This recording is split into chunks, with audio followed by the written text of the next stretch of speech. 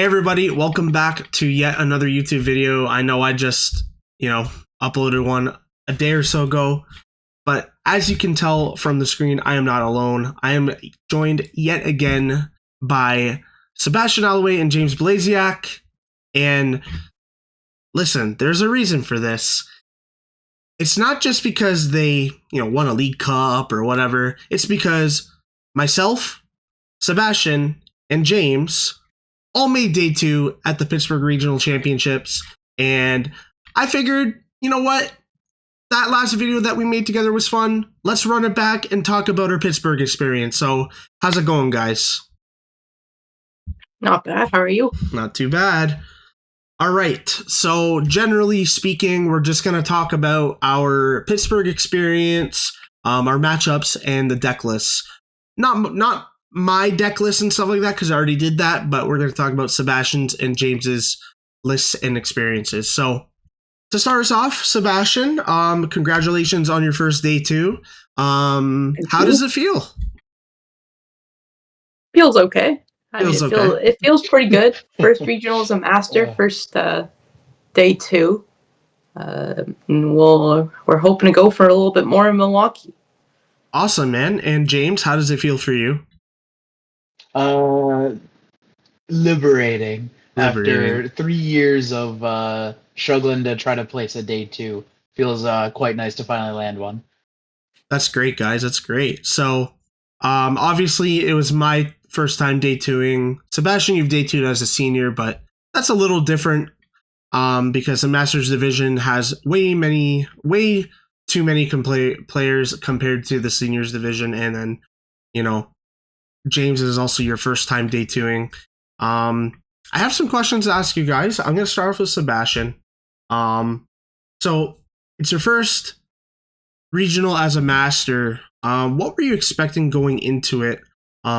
Especially since, first of all, the Seniors Division was so small over the last few years. It's grown a little bit, but the Masters Division has just exploded. And what were your expectations going into this tournament? To be honest, I had absolutely no clue what to be expecting. I was expecting to play 8 rounds of Pokémon day 1, played 9. I knew they changed that up a little bit, didn't really expect to play the first round of day 2 there. And then aside from that, I was kind of just expecting it to be the same as seniors. In seniors, we still have 8 rounds, same record to go day 2. So it's kind of just expecting it to be the same, and I figure out the changes as we go along. Gotcha. So let me ask you something. Do you think the Masters Division offers more of a challenge than the Seniors Division, or do you think it's about the same? See, from what I found, I enjoyed playing in Masters a lot more than I did in Seniors. I think that was the most fun regional I've ever played in.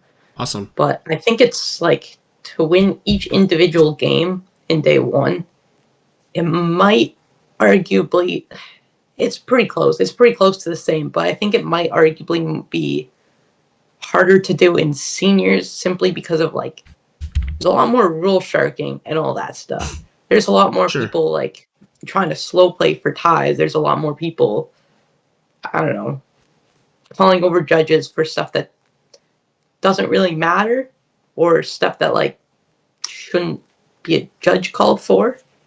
Right. Not offering to cut or tap an Iono, all that stuff. So it's a little bit more enjoyable to play against the Masters. They were a lot more chill than all my seniors opponents and all that. Okay. So. That's good, man. That's good. So, James, I'll switch over to you here. So, what were your expectations going into this tournament? I mean, I know you've played in some regionals before, but with this being the largest regional to date, what were your expectations going into it? I mean, about the same as any other regional in the past. Just going to the tournament, trying to keep good headspace throughout the tournament so that we could keep trucking along, even if we face some challenges along the way. So I guess I wasn't expecting anything too different from the norm.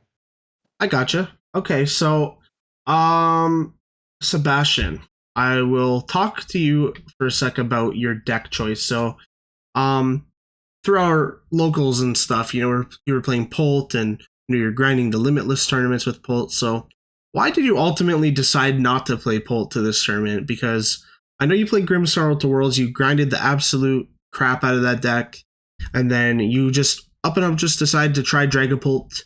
You were stuck on it for a few weeks, and then you just switched back to Grimmsnarl. What was the reasoning behind that? To be honest, Dragapult just kind of felt pretty mid.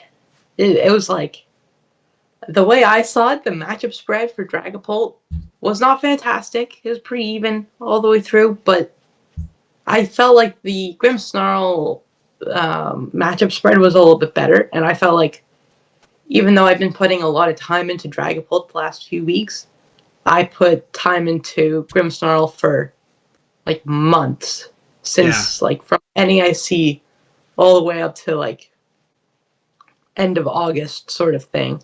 Right. So I just have way more time into the deck, and I felt like it was better positioned into the meta. Like, I know it had just flopped at Worlds, but even still, I felt like it was due for a comeback. It was better than what people were thinking it was. It was a little bit underestimated, I'd say. Cool. Even though it's not like the best deck choice I could have made, the best meta call, I just thought it was probably better, like my best option. Okay. So was any of that decision based on comfort, or were you just purely making a meta call? No, it was 100%. Like, it was more so based on comfort than it was with meta call. Like, I'm sure if I put all that time to Pult, I would have played Pult instead of Grimm if those were my two options, absolutely. Right? Okay, so you went with more of a comfort pick for yours. So James, I'll ask you. You chose Eevees. Now, yes. Out of all the decks, I mean, like, I know you like to try different stuff now and again. What ultimately landed you on Eevees other than, you won your cup with Goldengo and stuff like that? So, like, what made you want to play a deck like Eevees compared to Goldengo, where it's just a little more mainstream and simple? Yeah. So after the last couple of events playing Goldengo, I noticed that the meta was shifting drastically to pivot against Goldengo, and that Goldengo was being heavily teched against in certain matchups, with Wellsprings popping up more often, Cornerstone popping up more often, and Goldengo was just having a little bit of a rough time into the meta.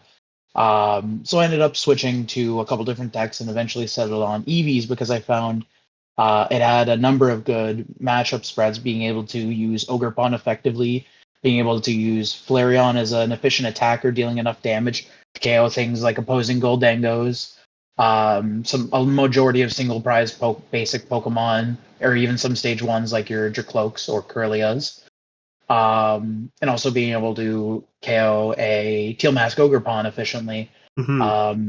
Still having the ability to reach high numbers in KO Guardies and Dragapults as well, with things like Carnelian plus Kieran or Gravity Mountain, and being able to use like the Noctowl draw engine, as it seems to be one of the most powerful draw engines in format at the moment. For sure. So you went with more of a counter pick to Dengo.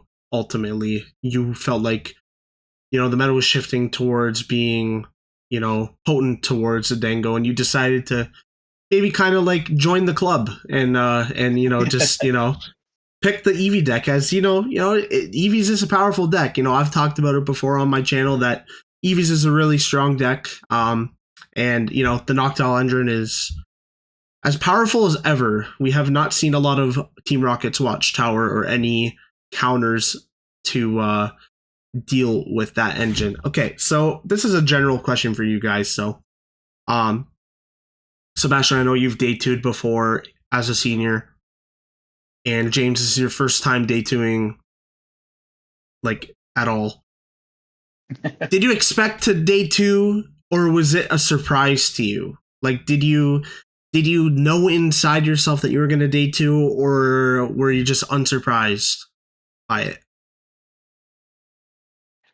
Sorry, is that one to me or Sebastian? It's for both of you guys. I'll let James answer first. Okay. All right. I definitely wasn't. I can't say I was 100% confident going into the event that I was going to day 2. Like, obviously, that was the goal. And I knew my deck was capable of doing so. It was just a matter of was I able to pilot it to bring it there. And there was a couple points along the way during phase 1 of the tournament where I had to just go for a walk and clear my head because I just sure. played a really bad match and I played real poorly. And I just needed to refocus for my next matches to keep myself in the game. So I can't say I was 100% expecting to day 2, but I'm quite glad that's the way it turned out. That's awesome, man. And Sebastian? I'd say to be honest, I had no clue what to expect. I thought there was a good chance, and I thought at some point this season I'm going to be able to get those day 2s. Hopefully, multiple day 2s on the season. For sure. But I thought I was either going to like really struggle in day 1 and go like 2-5 or something like that, do really poorly, or I was going to make day 2. I didn't think there was going to be an in between, and I was just going to do okay. Gotcha. But yeah. I gotcha. Okay, perfect. So those are definitely reasonable answers from both of you. Totally agree. All right, so this is more of a general question again to both of you guys. So what was the biggest obstacle you guys face in this tournament? So like how much bricking did you experience? Like how many poor matchups did you experience? Or, like what was the biggest issue you guys found in your experience in the tournament?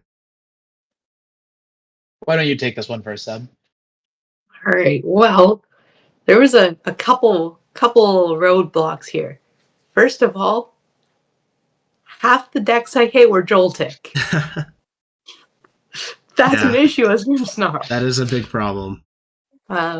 So that wasn't great, but like some of the Joltiks were like, I'll say a little bit less experienced, a little bit newer to the game. Yeah. Especially more so in day 1. Mm-hmm. So it's like they didn't necessarily play that much against Grimmsnarl. They didn't necessarily know like all that I could do and all that they could do against it.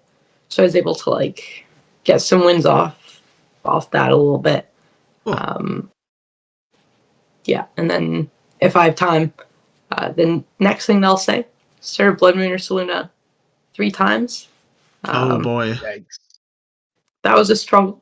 However, like you can still go like energy, air balloon, retreat it, and then like kind of forget that it's there, and then sometimes you can get a late attack with it. Yeah.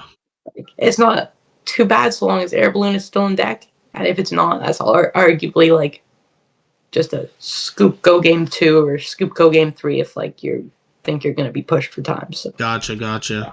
And how about you, James? I think like the biggest obstacle to overcome during my run of the event was just the kind of unruly nature of the EV box deck, where because you have so many different routing options to go and navigate every matchup, I wouldn't say there isn't any matchup besides Goldango that is like super linear. Right. And because of that, it makes every matchup completely unique and really tough to kind of prep for ahead of time. So having to kind of play things on the fly, I would say, is the biggest obstacle I had to overcome with the deck. The deck,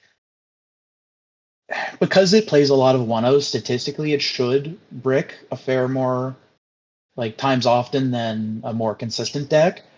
But I only had one really bad round where I bricked both games, and I was already going to be losing that matchup due to the what I paired into anyways. So I can't complain that I bricked in that matchup anyways, because I was likely to lose anyhow. And I only prized double fan Rotom once throughout the day, so I'm not complaining. Hey, that's awesome. And I found that too with my experience. I bricked once out of the 14 rounds that I played.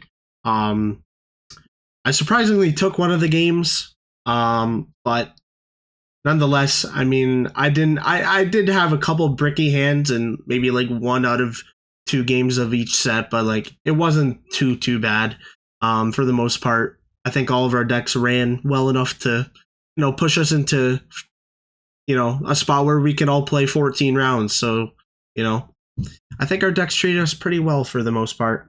All right, so individual question for Sebastian. It's your first tournament as a master, who was your hardest opponent that you faced off against?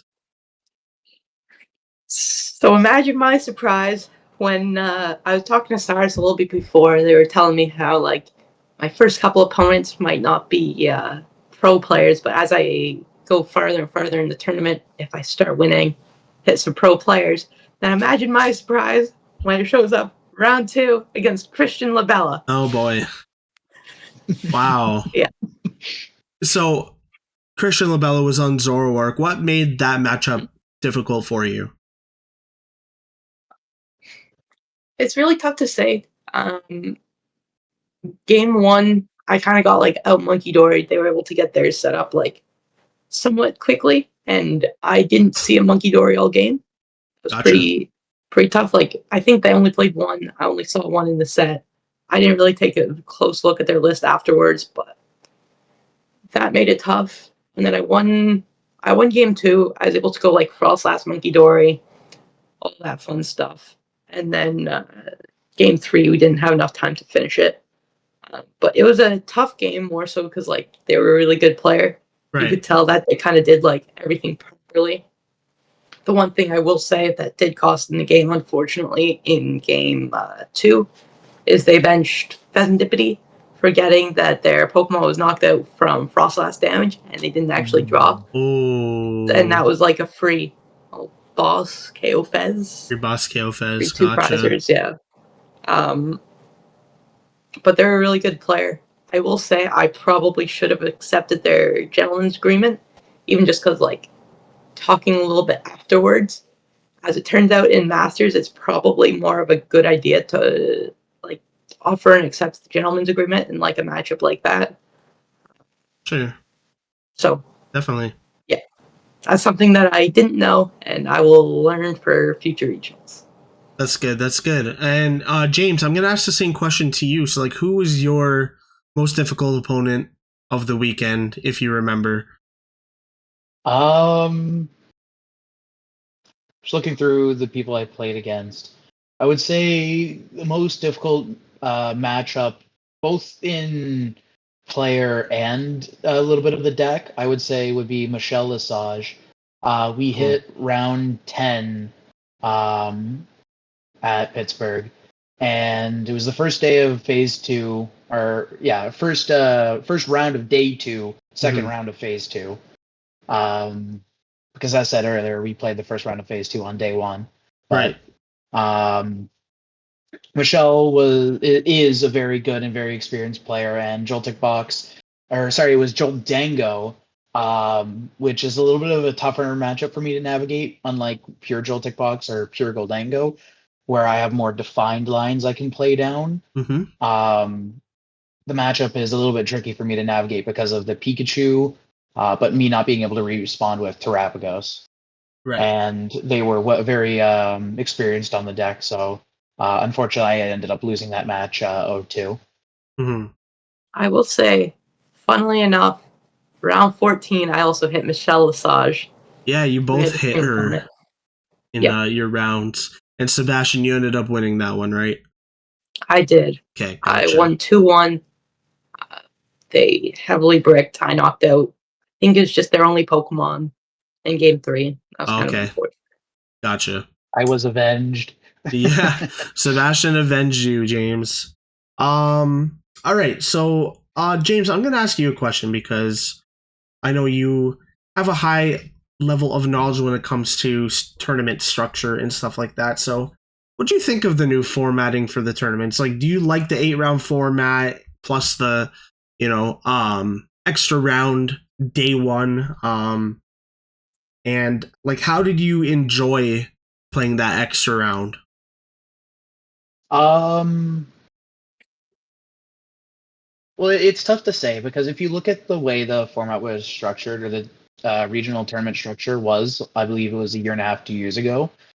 We originally did play 9 rounds day 1. Right. And then it used to be 6 rounds day 2 for a total of 15 rounds. And then they dropped it for last season. They dropped it by 2 rounds, dropping a round off of, or no, it was 2 or 3 rounds by dropping 1 round off of day 1 most of the time, and 2 rounds off of day 2 occasionally.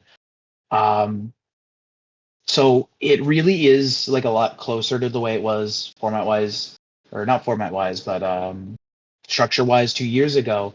And I think the structure 2 years ago was fine. And it's tough to say now whether the ninth round now is better or worse, just because it's the first round of day two or phase two. So by the time people have like made phase two have made it past the first round of cuts, Mm-hmm. you usually go into the last round very tired. I Right. certainly know I was. Right. Especially after being quite excited of just making day two and then immediately being thrown right into the next round. Absolutely.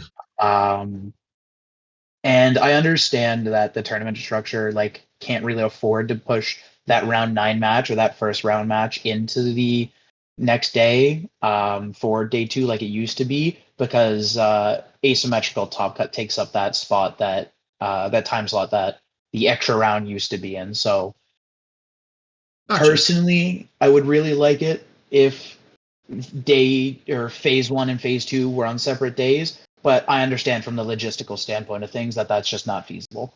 For sure, for sure. For my experience, I will say that playing that round one of phase two on day number one, I didn't mind it.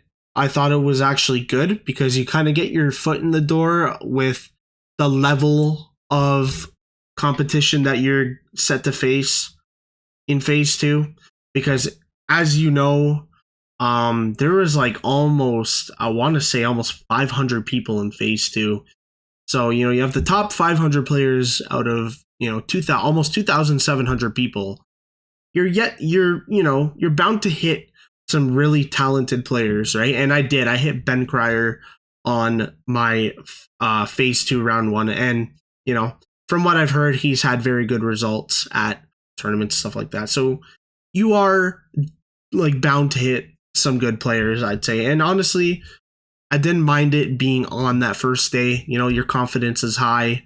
You just made your second day / second phase, right? So I didn't mind it personally. So this is just a couple general questions for you guys before we dive into your lists. Was day two your main goal other than winning? I'll ask Sebastian first. I would say for this tournament, day two is my main goal. I think for Milwaukee, my goal is going to be to top 64.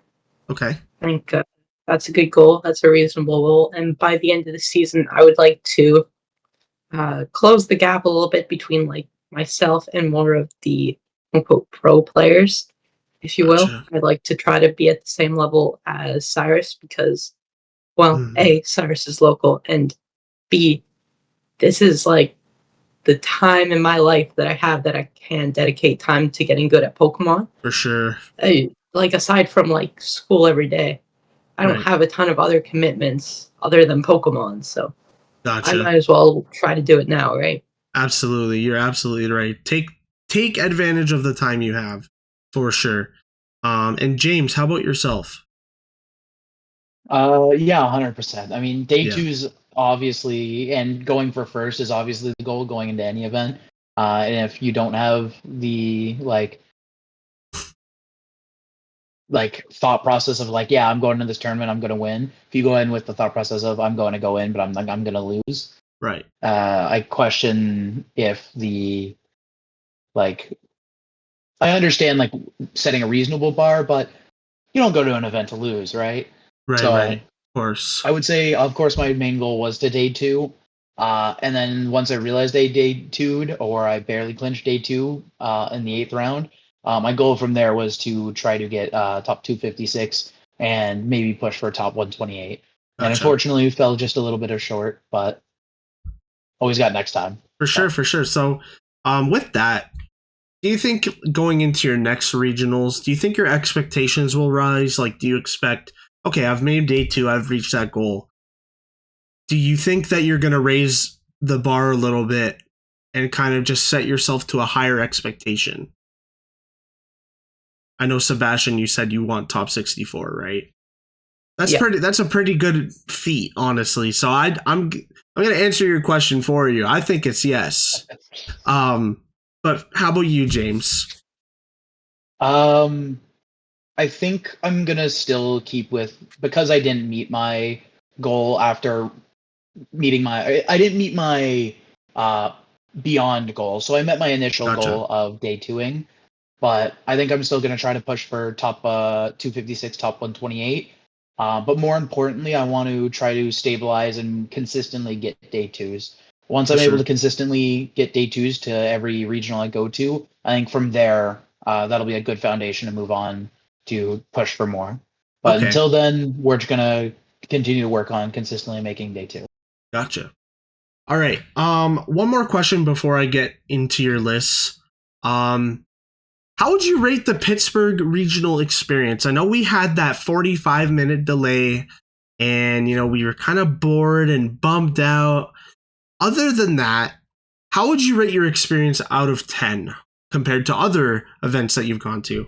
How about you go first, Sebastian, because you've gone to more events than James and I have.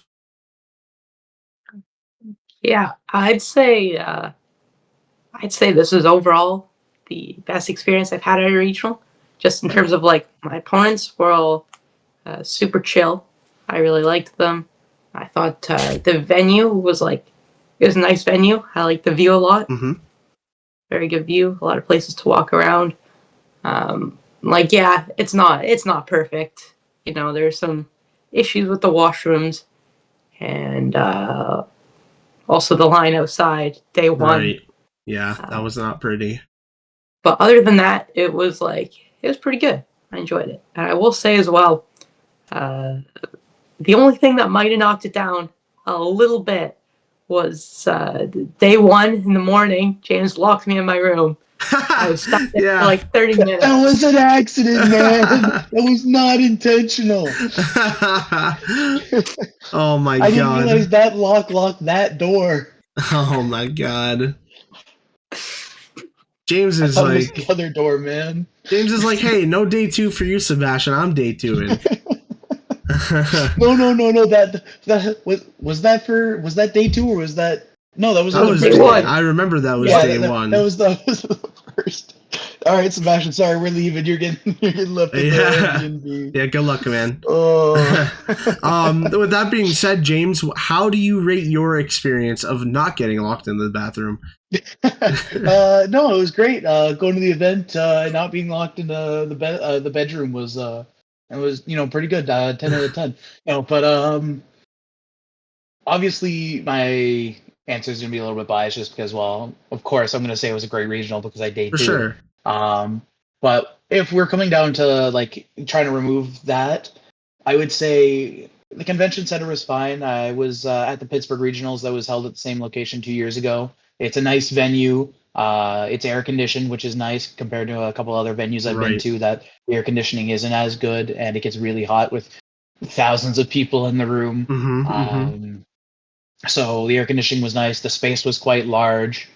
I will say there wasn't as many clocks around the tables as I would have preferred. That was a Right. little bit of an issue that I think the event organizer could work on, but that's not really a location thing. That's just like a setup thing. Yeah. But I will give props to the venue for, even though there was a delay, they of course have their own policies and procedures in place, and them clearing up a 2,000 player line in only a half an hour while still trying to fix everything. I will say like they could have done better, but they did work well on their feet to continue to try to get people in the door as fast as they could. And it was good on Gaming Gen as well to not like of course they kind of had to, but realistically they don't have to do anything. But good on them for doing a pushback for the round. So for sure. Of course, you can always argue that shouldn't have happened in the first place, but that's not here nor there. Right. Absolutely. I think after being my last event being NIIC, the bar kind of set kind of high. So I would say the regional was probably a solid 7. It was a good regional, or it was a good event. Nothing, nothing too outlandishly bad that happened. So I give it Yeah. a solid 7. Okay, good. All right, all right. Okay, so that brings us to our next segment of the video. I am going to pull up the deck list. So before we go through matchups, I'm going to talk about deck lists. So I have Sebastian's pulled up here. This looks very, very similar to your Worlds list. Is it actually the same Worlds list, or did you make a couple changes? Nope. It is a 100% exactly the same as the Okay. Worlds list. Okay, so what made you want to run back the 60 that you played out Worlds? Like, why not maybe add like a second air balloon, or maybe swap out the Veltal, or, you know, try something else in the deck? Because, I don't know, the list felt good. There wasn't anything that I would have liked to change. Like, as much as sure, having a second air balloon would be nice, most of the time you don't need that second air balloon, right? The only time you might want it is if you start Blood Moon or Right. something like that. Like, I feel like I'd rather have something in there like Yveltal that's a really good card into a lot of matchups, specifically Dragapult and Goldango, For sure. right? I'll change it up for Milwaukee with Mega Evolution coming out, but same format. I thought the list was really good going into Worlds. It wasn't fantastic going into Worlds, unfortunately. Didn't do fantastic at Worlds. However, it was pretty good in Pittsburgh. Okay. All right. Totally valid. I mean, you know, you played what you thought you should have played, and, you know, you're comfortable on your World 60, so that's totally, totally valid. All right. And James, I have your deck list pulled up here. So, you decided not to play Sylveon, and what was the reasoning behind dropping the Sylveon? So the issue with the Sylveon is typically if you're making full use of the Sylveon, you're using it on your first attacking turn because you try to go first. So on your second turn, but it usually forces you to commit your Crystal as well as a Crispin, because a lot of the times you need either an energy to push it into the active by retreating, or even if you get the extra energy, you're able to you would still have to use a Crispin and then commit resources to set up the Sylveon. And at the end of the day, what the Sylveon does is it forces your opponent to reset up resources, which if they don't have it, that's great. Like, obviously, you bounce 2 Cloaks back, you bounce 2 Curlias back, and you stop them for a full turn, full 2 turns if they don't play rare candies like in some of the Pult Noir builds. But into the matches where they set up more than one or more than 2 Ralts or more than 2 Dreepy and have a rare candy or 2 Cloak, whatever, the attack essentially becomes pointless because it doesn't progress the game on your side of the board. And Sylveon isn't the greatest attacker because it only hits for 160. Yeah, it takes 100 less damage, but only from the defending Pokemon. So what an opponent can do is just maneuver their Pokemon around so that they don't have to worry about the damage mitigation. It's not like a Goodra V-Star attack where the Sylveon takes less damage. It's your opponent deals less damage. So Right. And sure, like with a Clefairy, it kills Pult, but why would I want to commit energy to a Pokemon that kills Pult when I could just use the Clefairy to kill the Pult instead? Yeah, that's totally fair. Totally fair. And you do make a good point. The Sylveon is a pretty difficult attacker to set up, so taking that out and, you know, putting a more useful card in is definitely reasonable. So another thing I will ask, you are playing the Glass Trumpet and the Energy Switch. So what's the reasoning behind those 2 cards? The simple answer is that when testing the Guardy matchup, which seemed to be the worst, like the most common matchup, that was the worst matchup. Whenever you start the game, let's assume you go first because the Guardy player wants to go second. You set up your board, you attach an energy. You either go one of 2 things. Either turn 2, you flame charge and set up energy on your board, or you turn 2, Wellspring for 2.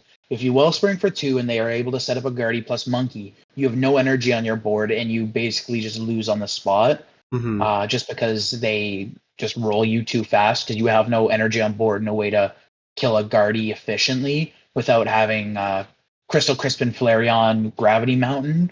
But that's a lot of cards to assemble after just like probably using Crystal Crispin on your Water Pawn, or turn 1 attaching to Water Pawn. Or the other option is to Flame Charge to set up your board, but then they assume they KO the Flareon right away. You then push another Flareon, and then you're able to Carnelian kill Guardy, so you've taken 3 prizes, they've taken 2. But if they're able to respond and kill that Flareon, you're left with no energies on board, and with no way to kill another Guardy if they push another Guardy or sit with a Guardy inactive. Or if they Gotcha. just establish another Guardy, it's really tough to set up another attacker beyond that point. For sure. So Glass Trumpet E-Switch allows you to essentially fully charge up Flareon to use Carnelian in 1 turn, by way of, if you have Latias on board or Mew in the active, and an Eevee on bench, with a Terra on board, of course, because that's a prerequisite of Glass Trumpet, you can Glass Trumpet to Eevee and probably a Noctowl on bench. You can use E-Switch to move one of the energies over to the Eevee, putting 2 energies in the Eevee, and then manual the third, evolve into Flareon, and you can use Carnelian plus a Kieran or Carnelian plus Gravity Mountain to kill a full HP Guardy, or if they're not able to move all the damage off of after swinging with it, KO. Gotcha. So it allows you to establish more energy on board without having to use a supporter, which is the biggest thing. Yeah. Okay. And another thing I want to mention that I've seen most EV lists pivot away from is the second counter catcher. So you play 2 boss and 2 counter catchers. So like, do you think that the deck really required 4 Gust, or like would you keep it the same, or would you maybe swap a counter catcher out after this event? So I think 2 boss is really important because you want to have the gusting options. Mm-hmm. Whether you're able to set up an early Water Pawn by attaching first turn, and then able to boss attach Crystal, kill 2 Dreepies, 2 Ralts, 2 Charmanders, 2 more Impidimps, whatever that your opponent's using to set up their board. You can basically scam a free turn out of certain matchups by doing that. Right. But the second counter catcher allows you to discard 1 early if you need to, or you can play the odd prize trade a little bit more aggressively. So especially into the Guardy match, when we're talking about energy on board and not being able to use or might having to use supporter for turn, and not having the access to boss's orders as a supporter for turn because you're locked into Crispin to accelerate energies on board, the counter catcher allows you to take the first prize, they KO for 2, and then you're able to counter catcher Carnelian with either a damage mod, or if there's leftover damage on a Guardy, to KO a Guardy. And that's the biggest thing, is if any matchups where you're forced to go odd prizing, or you want to go odd prizing to force a Briar late game, or to free up your supporter space so you aren't locked into boss, the second counter catcher really helps. Right. Totally reasonable and understandable there. All right, guys. So what I'm going to do next is I'm going to pull up your matchups, and we're going to talk about them one by one. So I just want you guys to give me a quick and brief summary of what happened during your matches. So Sebastian, how about you take us through your round 1? All right, so round 1 against the Joltik box. Galvantula and the Iron Leaves were both an issue game 1. Game 2, I kind of made the choice to just deal with the Joltiks before they became Galvantulas, as I probably should have done the first game. Whereas instead I went for more of a set up a, huge 4 prize turn and then try to clean it up with Blood Moon. But then the math got a little bit tough when Galvantula, and you kind of need to deal with Galvantula as well. Mm-hmm. And then they set you on an odd prize race. So game 1 I lost. Game 2 I won. Took out the Joltiks before they became Galvantulas. And then I kind of they used Prime Catcher early game. So then Iron Leaves was stuck for a turn. I could knock out Iron Leaves, and then I could use Blood Moon to finish it off. Mm-hmm. That was good. And then game 3, I'm pretty sure is pretty similar. Game 2, my opponent accidentally attached energy for turn to Pikachu instead of Joltik. And they had Joltik on board, thinking that I'm not too sure, to be honest. But yeah. Okay. But there was that. Then I got a free turn and off to the races. Nice, man. Okay, so you started out 1-0. James, how about your first round match? My first round match was against Goldango, which is the matchup that I was hoping to get the most this event, and I was able to very easily just go through the triple Flareon route where I go Flareon for the first KO, Flareon for the second KO, Stretcher Rod the Flareon back into deck to go for Flareon Briar for game. I was able to do that for game 1, and then game 2, I was able to take a Fan Rotom attack with single price board state, and then go Flareon Briar Flareon for game. And it was a Nice. pretty simple matchup. Good. All right. Sebastian, I know we went through your round 2 against Christian Labella earlier, so I'm just going to hold off on your second round since you already talked about it. James, how about your second round? My second round, I hit the matchup I was hoping to see the least during this event, which was Guardy. I ended up hitting a Guardy. I lost in 2 games to the Guardy. My opening wasn't the greatest. Game 1, I had a little bit of a slow opener. My opponent also had a little bit of a slow opener, but they were able to establish a Guardy and set up their board faster than I was able to take the first couple prizes, and I wasn't able to keep up with the energy speeds on board. So they were able to take a pretty fast game 1, and then game 2, same thing. I just had another slow start, and they were able to just kind of roll over me. Gotcha. Yeah, Guardy's tough for EVs, so totally understandable that you were not James, able you to should have pull given that me the one. Guardy. Yeah, true. I would have traded you a Joltik for Guardy. I would have taken it, man. As much as Joltik on paper looks like a bad match for EV, my deck was teched for it, so. Gotcha. All right, so Sebastian, you were 1-0-1 at this point, and what did you hit on round 3? Let me check. Oh. I hit Archaludon round 3. Oh, okay. Was it any kind of Archaludon or?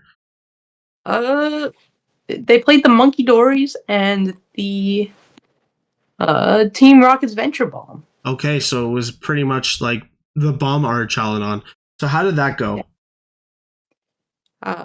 It went pretty well. Game 1, I lost to some Relicanth and then some Team Rocket's Venture Bomb shenanigans. So it was a little bit tough. And then game 2, I ended up winning. I was able to just kind of go Frostlass, Monkey Dory, Devo. It was pretty good. I'm pretty sure Heroes Cape was prized that game, which is pretty lucky for me. Good. And then game 3, my opponent nearly donked me because I started Snorunt, and they had all 3 Team Rocket's Venture Bombs. So that was a little scary. Luckily, they flipped to tails. That was good. And then I was able to get a TM Evo playoff. I kind of just Frostlassed it all the way through. I did end up hitting into an Archaludon before I was able to get a Frostlass fully set up. And then I was able to go like Frostlass, Monkey Dory, so I could kill the Archaludon with the Hero's Cape. And then Hero's Cape was no longer an issue, so I could just kind of like Eveltal Devo. Cool. All right, so you had a pretty interesting matchup against Archaludon there. James, how did your round 3 go? Because you were 1-1 at that point. So what did you hit in round 3? Yes, round 3, I ended up facing as Terrabox. On paper, Terrabox is a little bit favored until I'm able to set up a Flareon, and they've already committed Crystal somewhere. Because if they've committed Crystal to anything that isn't a Pikachu, it is really tough for them to respond KO my Flareon. So I'm able to just use Flame Charge Carnelian throughout majority of the game and set up too much of a lead in that one. Game 1, they ended up taking the game as I was still trying to figure out how the matchup worked a little bit, and they were able to use Water Pond to snipe some of my Hoots and slow down my start that way, and then they were able to saw block my Latias for a little bit. So we went to game 2. Game 2, I was able to establish a Flareon pretty quickly and take pace with that game. And then Game 3, they were able to play around the Eevee, but I was able to punch through the Sash with a Fan Rotom and a single prize board. And then I was able to, that opened up the rest of the game for me to just go Flareon all the way through. I will say, though, my opponent was an absolute legend of a guy. It was, his name is Brian Leary. Great guy. Best match with Pokemon I think I've ever played. Absolute legend. If you ever get the chance to, like, if you meet him, say hi to him, maybe give him a hug. I don't know. Like, great guy. Like, amazing vibes. I don't know what to say. Awesome. Absolute wonderful guy to play against. Awesome. The matchup was a lot of fun. We were talking during and after the match, and great guy. Awesome. 100%. I really hope to see him again at another regional, and to tell him, because he wished me luck on making day 2, and just reassured me that he believed in me that I'd make day 2, and I hope to tell him that I did, and I want to thank it to him. So cool. All right. So with that being said, you sounds like you had a good round 3. So going into round 4, James, you're 2-1. Sebastian, you are 2-0-1. So how'd your round 4 go, Sebastian? What was my round 4 again? Let me check. It was against a Goldengo. That is right. To be honest, against this guy, I kind of never played a single Grimmsnarl this set. Oh. I just went turn 1, both games. I 2-0'd them. I was able to get double Frostlass. And that was pretty solid. So I just kind of went double Frostlass, Yveltal, Devo. That was that. Nice. Okay, so quick 2-0 from you. James, going into your 4th round, what'd you hit in round 4? Round 4, I hit my second Guardia of the tournament. Oh, how'd this one go? This one went a little bit better. I was able to make use of their slow start and use Water Pond to just lock them out of majority of the game. And that was said for both game 1 and game 2. So nice. So it was a quick 2-0. Both of you guys had pretty straightforward rounds then. Okay. So I'm gonna keep it with James here because I'm looking at his matchup sheet. So what'd you hit in round 5? I want to talk about this round. What'd you hit? Round 5, I hit probably my favorite deck going into this tournament that I didn't play. And I hit Conkeldurr. And I'd like to put it out there that before the weekend before Pittsburgh, at Monterey and Frankfurt, where Conkeldurr saw a little bit of a success. There was a couple weeks before that, I ended up going to a cup with Conkeldurr and ended up top 8ing with it. And I was talking to all my locals. I'm like, guys, play Conkeldurr. It's so much fun. Trust me. And they all looked at me like I'm insane. And then you look at Monterey and Frankfurt. It's like, oh, Conkeldurr's a real deck, guys. It won the juniors division. It's actually showing up well in the masters and seniors division too. Look who's laughing now. Not me. I got 0-2'd by Conk. Conk.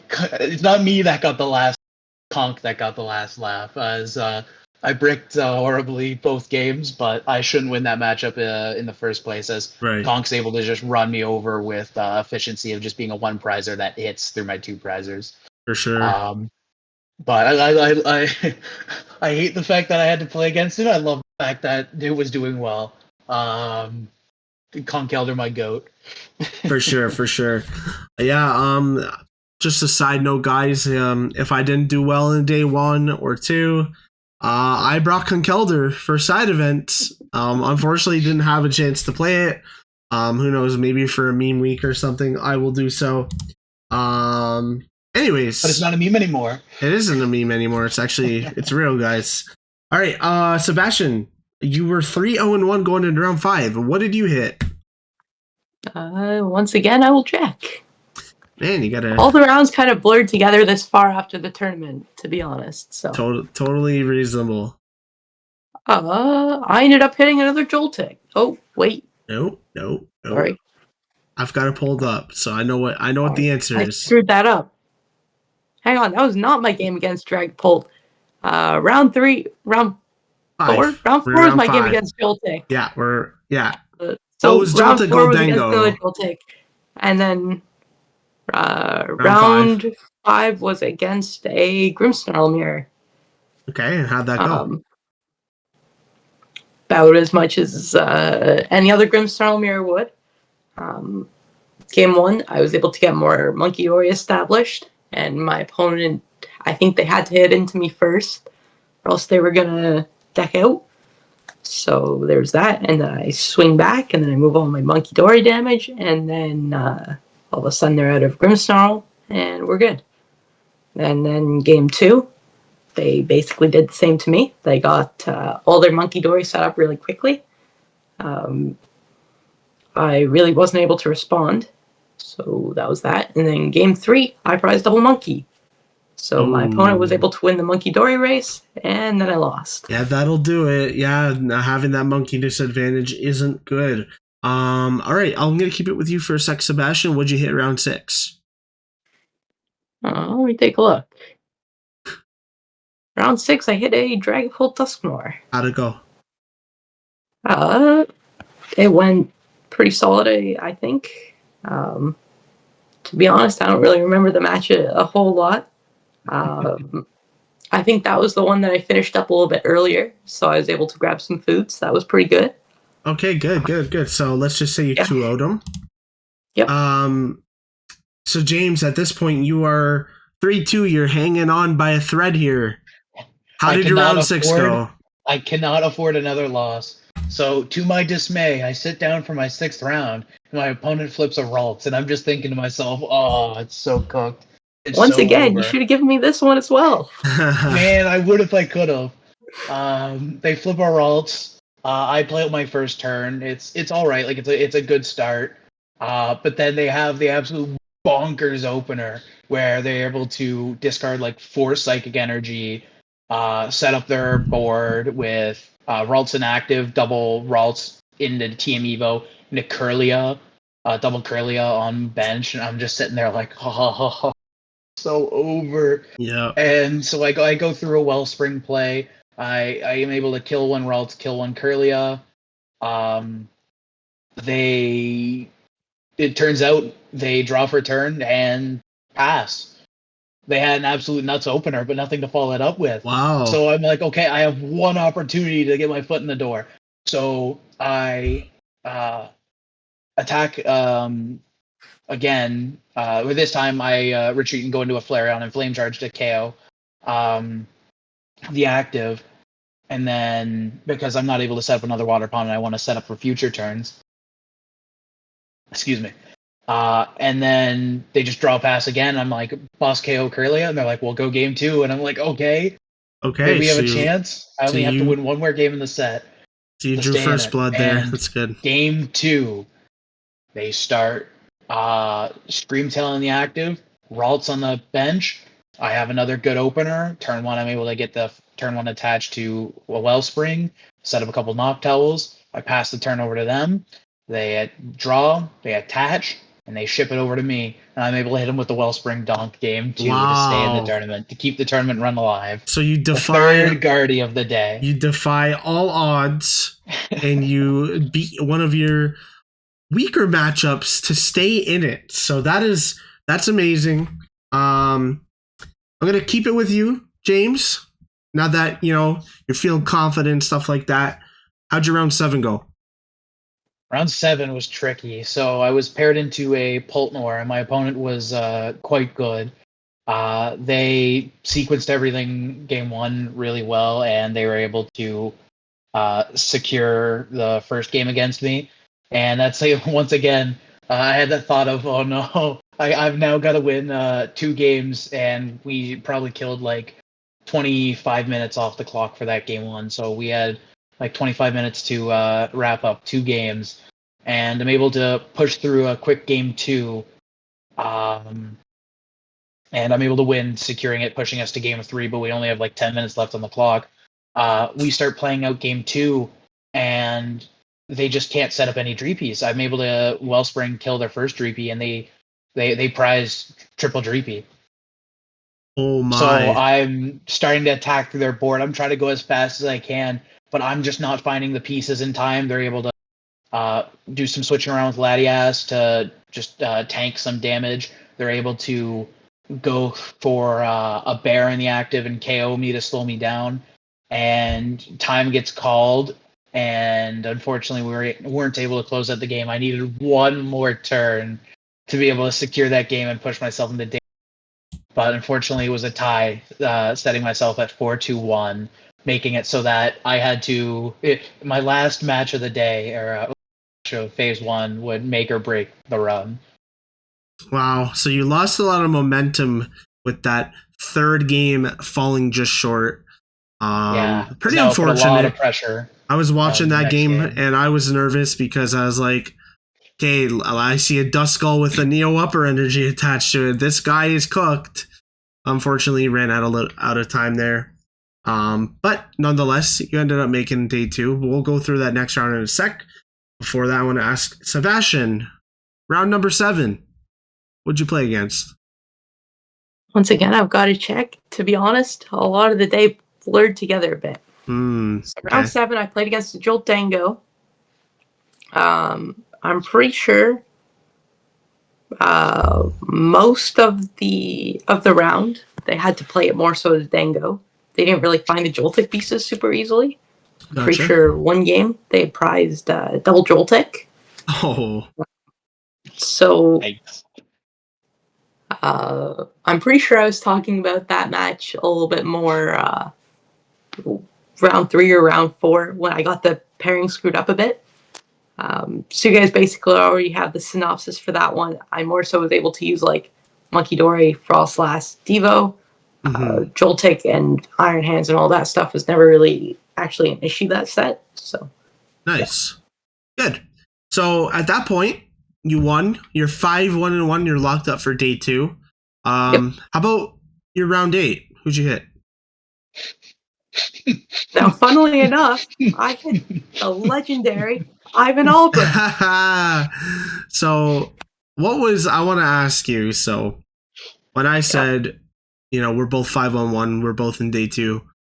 What was your reaction to hitting me? Like, were you happier to hit me than some random, or were you not happy because I was playing I would have Bolt? much rather hit some rando.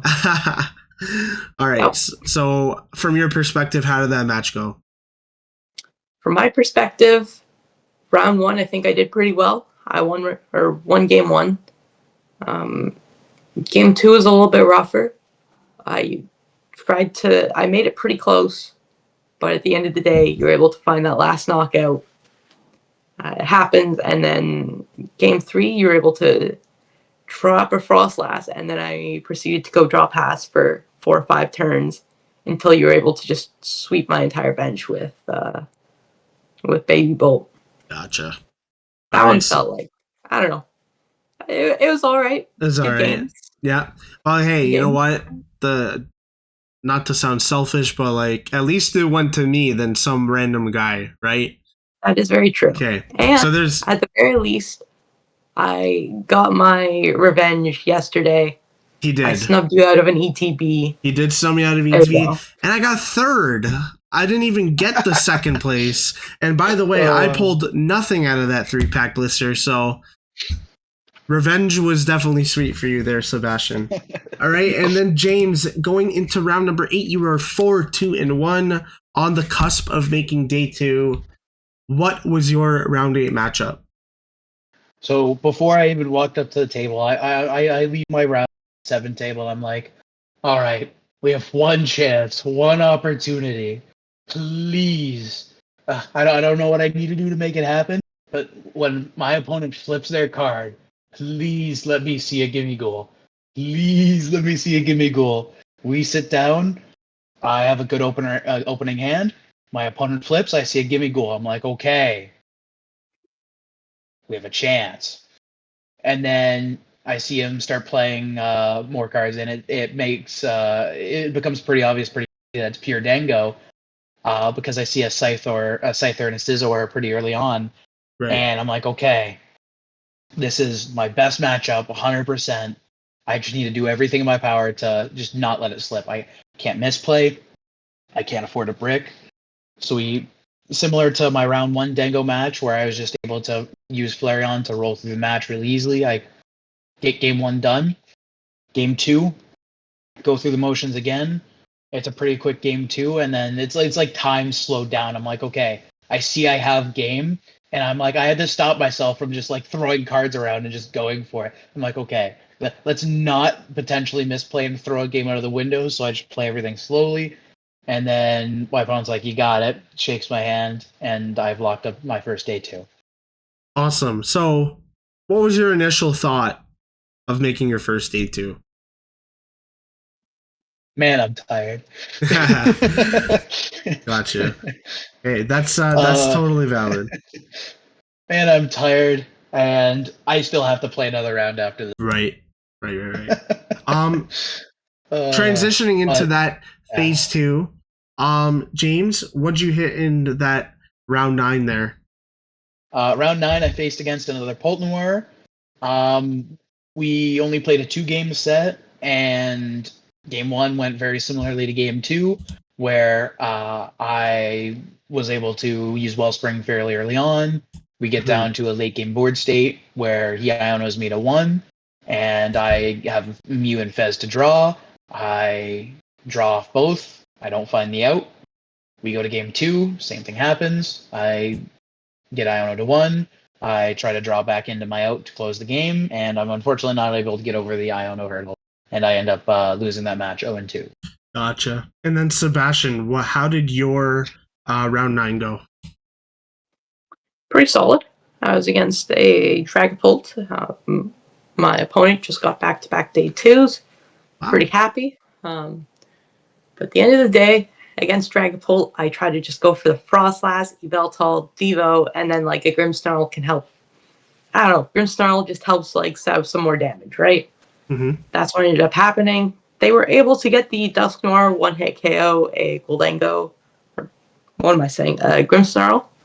Yeah. But then by the time they're able to do that, they have to put damage on the bench, and then Frostlass damage accumulates, so I'm able to get a full 90 damage moved from Monkey Dories. And then I kind of just Devo, set it up so all their Pokemon, or all except for the active, die from Freezing Shroud. And then they're stuck with no Dragapults, and that's kind of just game. Gotcha. So you ended your day 1 6-1.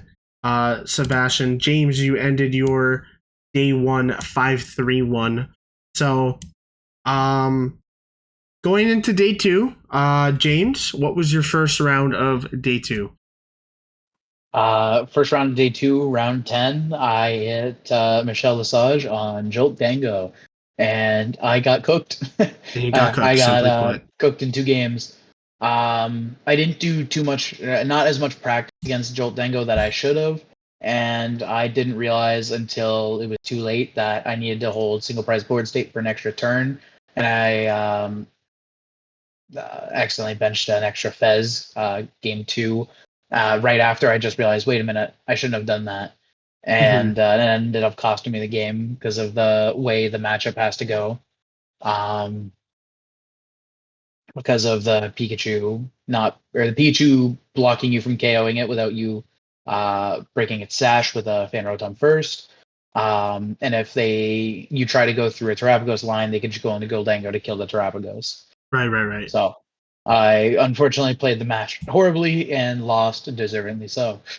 All right. So, Sebastian, your first round of day 2. What happened there? In a shocking turn of events, I hit another Joltik. Another one. I think that's 4th of the tournament. Yeah, that would be the 4th one. Yeah. That was how a Joltik versus Grimmsnarl game goes. They get Iron Leaves, and you can't one-hit KO an Iron Hands, and then they always have the boss and the Prime Catcher. Then you Iono them to 2, and they're like, oh, I got the boss off that Iono to 2. That's that. I think that game I lost in 2. Yeah. Okay. How about the following round? Then the following round, in a shocking turn of events, I hit another Joltik. All right. So how'd that one go? That was actually a Joltango. I consider like Joltik and Joltango pretty similar. Yeah, it's Joltik. Especially like, they primarily focused on the Joltik side of the deck. I was able to sneak a creative little win. Game. What game was it? Game 2, I'm pretty sure. Where I was able to go for a Devo play. Devo, and then move all my Monkey Dory damage onto a Pheasantipity, I'm pretty sure. And essentially take a 5 prize turn, and I was able to take 1 prize on a Joltik early game. Okay. But then next time they kind of just played around that. Gotcha. Then, all right, so yeah, just because it's funny, I'm gonna ask you your round 12. All right, take a guess. What do you think I hit? What are the options? Believe it or not. Joltik or Joltik? Because I hit another Joltik. Joltik. So you hit 3 Joltiks in a row. But how'd you do with this one? This one I won. I'm pretty sure my opponent, like, going into it, just wanted to have like a bit of a more fun match. They were a little frazzled from the previous ones, from what I gathered. Gotcha. So we had a fun match. At the end of the day, I think they made a couple misplays that probably cost them the game. They benched Fez and Pikachu a little bit too early. So I was able to capitalize on that a bit, move some damage onto Iron Hands, got the win there. Gotcha. All right. James, what'd you hit round 11? Round 11. Wouldn't you know it? To my dismay, one of my opponents, a Rawl. I hit my 4th Guardian. So not as bad as hitting, what was it, 6 Joltik decks? 7 Joltiks. I think on your limitless here, Sebastian, you hit a total of 7. 7 Joltiks. Oh man. My worst matchup. Unfortunately, I didn't hit that many Guardians. I only hit 4. But I would trade you 4 Joltiks for 4 Guardians. Good trade. Yeah. Joltik's not that good of a matchup, but it's definitely better than the Guardian matchup for me, at least. But in my Guardian match, game 1, they kept pace basically the whole game, but fortunately, due to my tech includes of Glass Trumpet, Energy Switch, plus the extra counter catcher, I was able to go 1, 2, 3 and keep full pace and keep full momentum against them. So we were able to finish game 1, even though game 1 took about 35 minutes, only leaving about 15-ish minutes left on the clock. And we're able to go through game 2 fairly fast, just because they weren't able to establish another Ralts because they prized. Or no, they didn't prize any Ralts. It's just a matter of their opening hand was not strong enough to bench more than 1 Ralt. So they benched 1 Ralts on their first turn, but I was able to kill it on my second turn with a Wellspring. And they had the option to Artisan another Ralts on bench, but because I already had Crystal and another Hoot that could go into Noctowl, they just didn't Artisan for the Ralts because they wanted to try to establish 2 Ralts in a turn, but just wasn't able to find the way to do so until the very end of the game, where I was able to just close out the game. Gotcha. They almost brought it back, though, because they were able to hit a couple key Ionos, but I was able to draw out of them, fortunately, and then close out game 2. Gotcha. Okay. And after that, what'd you play against in round 12?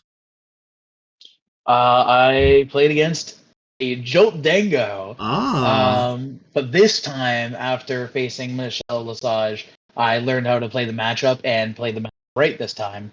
So even though I lost the first game because my opener wasn't as strong as I needed it to be, game 2 and game 3 I was able to set up a single prize board state pretty early on and punch with Van Rotom to break Pika Sash, and then take KO with Flareon to set up energy on my board so I can just continue the rest of the game. And that's basically how game 2 and game 3 played out, and I was able to take that set. All right, so you ended up learning the Joltik matchup very quickly. Sebastian, you're going into your second last round. What'd you end up hitting?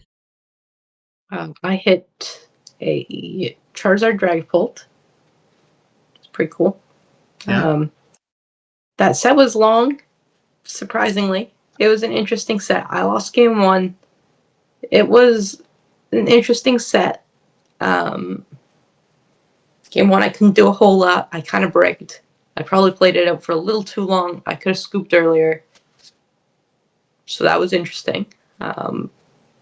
I tried to get a Devo play off, didn't really work. And then game 2, also an interesting game. We both really bricked. So there's a whole lot of nothing happening. So much so that I'm pretty sure I announced Destructive Beam for game. What's Destructive Beam? Is that Yveltal's attack? Yveltal's second attack for 3 energy, it does 100 damage. Wow. Yveltal gets a knockout. Yep. Wow. In game 3, we had a gentleman's agreement. My opponent was ahead on board state after time. We only had like a few minutes left in the round. And I gave my opponent the win. Respected the gentleman's agreement. Good on you. Good on you. It's all right. So you ended up losing that one. And how about your final round? What'd you hit in round 14? Is that even a question? I hit another Jolting. Those who've been counting at home. Yeah. Yeah? And how'd you do? Game 1, I ended up losing. It was a pretty close game. I was like, I didn't know if they played Galvantula. I was a little worried they did because I know I saw a lot of Joltangos that played Galvantula. I hit one that had Galvantula in it. So I was like, I played around that because I just felt like they had in their deck. And then they actually leaked to me that they weren't playing Galvantula mid-round. Oh, wow. Okay. So then game 2, I was able to not have to play around that, and it went a lot better. I was able to get it like a Blood Moon for game, and that was good. And then game 3, they absolutely bricked. Yeah. And I think I just knocked out their only Pokemon that game. I will say, though, shout out to them. They were super chill. Really good opponent. So were all my opponents, actually. We all had a lot of fun. I don't think I had a bad experience. All my opponents were, very talkative, made a lot of jokes, pretty good. Also, I think shout out to my round 12 opponent who had a Ted Lasso playmat, so nice. I thought that was pretty cool. There you go. And James, wrapping up your last 2 rounds, how'd they go? Well, round 13, I hit a deck that I heard a little bit of, I heard briefly about it because of it appeared, I believe, at Frankfurt or Monterey. And it was the Terra Water Pond Charizard deck with Noctowl, and where they use Water Pond to try to aggro out the early game, and then if you are able to respond to it, they just start attacking with Charizard. And I didn't really know how to play into the matchup, to be honest. So I probably could have played that match a little bit better, but it's tough to close out the late game because the second I take 3 prizes, they're able to KO anything on my board with the Charizard. And the only way I can KO out a Charizard is with either Carnelian plus Kieran plus Gravity Mountain, which is a lot of resources, or with a Leafeon and they have 3 energies on board, which isn't asking too much because I can use Leafeon's first attack or I can choose the second attack for KO. For sure. But the issue with that is I can't set up the Leafeon early because Leafeon doesn't do me too much early. Because if I attack the Leafeon, the first attack was a Fan Rotom attack for 1 prize, and then a Leafeon. And if I were to attack a Leafeon into a Water Pond, I would have taken 3 prizes, and my Leafeon would have been knocked out in return. So it was a tricky matchup. I think I could have played a little bit better. Now that I know how it works, I think I could have made it, but I ended up losing 0-2 against the Terra Water Pond Zard. All right, and then how did your last round go? My last round was against Poison Arch, which I was not expecting to hit this tournament. I saw them flip a Duraludon I saw them flip a Duraludon. I'm just thinking to myself, how am I supposed to play this matchup? Because I saw they were playing the Poison package really early on, and I thought to myself, well, if they set up an Archulodon or Archaludon with Moki and Poison both actives, they're killing my Flareon or Leafeon without me being able to Fez. And I can't, unless they poison their Archaludon, I can't Carnelian to KO if they've already attacked because Archaludon's attack says it removes its weakness. Right. So it makes it a little bit tough to swing into it. However, I was able to take advantage of a little bit of a slow start on their end, game one. However, they were able to just outvalue me during the mid game. So even though I got close to winning the game, I wasn't able to close out the game naturally. However, the consequence of playing Poison Arch is you play Carmine, Squawk, Research, and you just start going through decks super fast. And on the first turn of the game, they had to Ultra Ball Kieran, which was their only switching option. Mhm. So I was able to Gust Brute Bonnet, promote Water Pawn, and Saw Block them until they were to deck out. So they scooped before they were going to deck out, went to game two, and then game two they bricked real hard. They had to discard Kieran turn one again, and they just conceded the match to me because they weren't able to find an Archon, and I just kept burning charge through their board. Gotcha. So I was able Okay. to take that match in two. All right. So that wraps up your matchups, guys. Thank you guys so much for sharing them with me. Where in the standings did you guys place? I don't want to talk about it.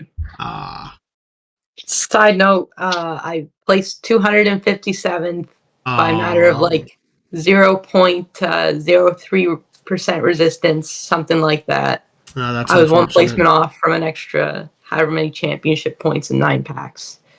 I believe it's 20 championship points in 9 packs, but yeah, that's quite unfortunate.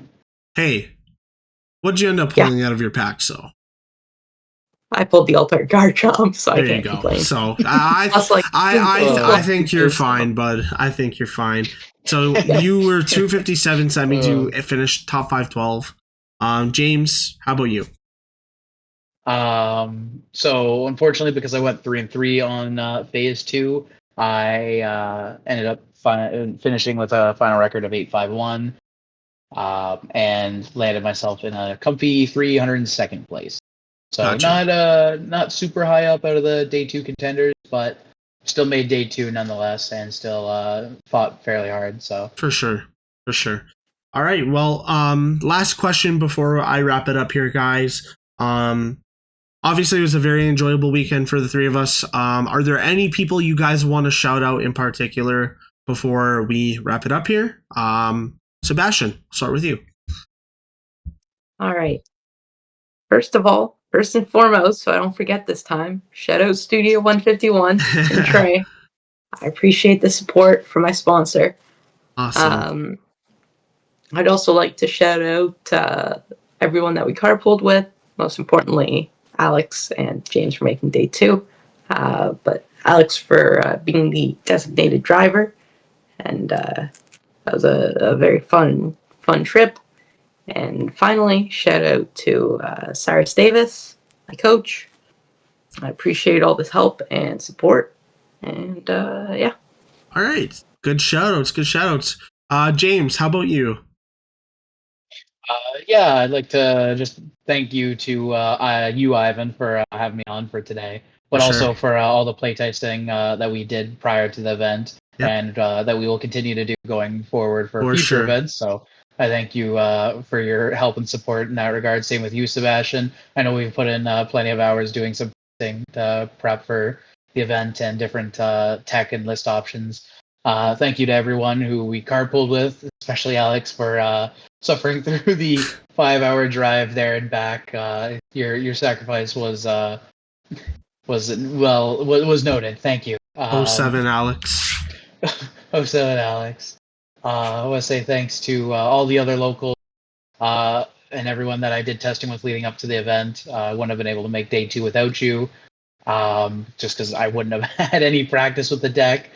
And thank you for everyone who continues to support me, especially my family at home. So. All right, good shouts, guys. Thank you guys so much for watching this video. I know it's a little bit longer, but you know, if you've made it this far, shout out to you guys. If you guys like videos like this, comment down below, leave a like, and hit that sub button, guys. Come on, let's get the subs rolling in. And shout out Ivan as well. Thank you for hosting. Appreciate it, you guys. Appreciate it. Yeah, thank you guys so much once again.